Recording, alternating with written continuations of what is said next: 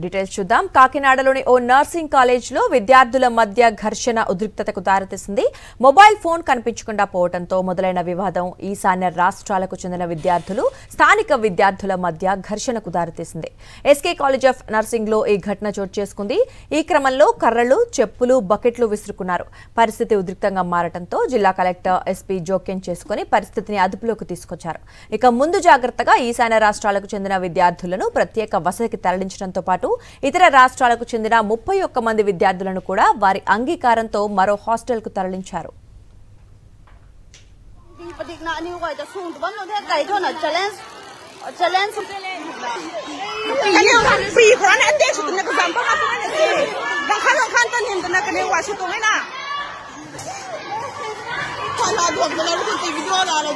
These are the Northeast girls.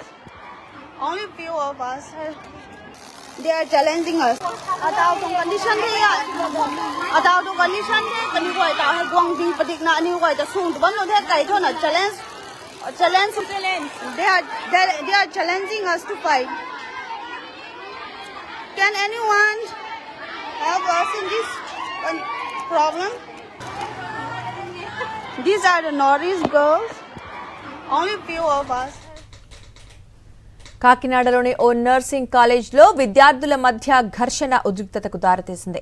Mobile phone కనిపించకుండా పోవడంతో మొదలైన ఈ వివాదం ఈశాన్య రాష్ట్రాలకు చెందిన విద్యార్థులు, స్థానిక విద్యార్థుల మధ్య ఘర్షణకు దారితీసింది.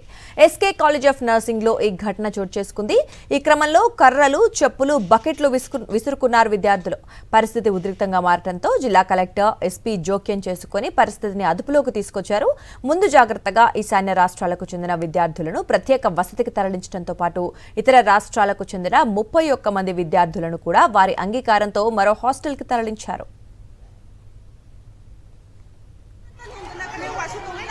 These are the Northeast girls.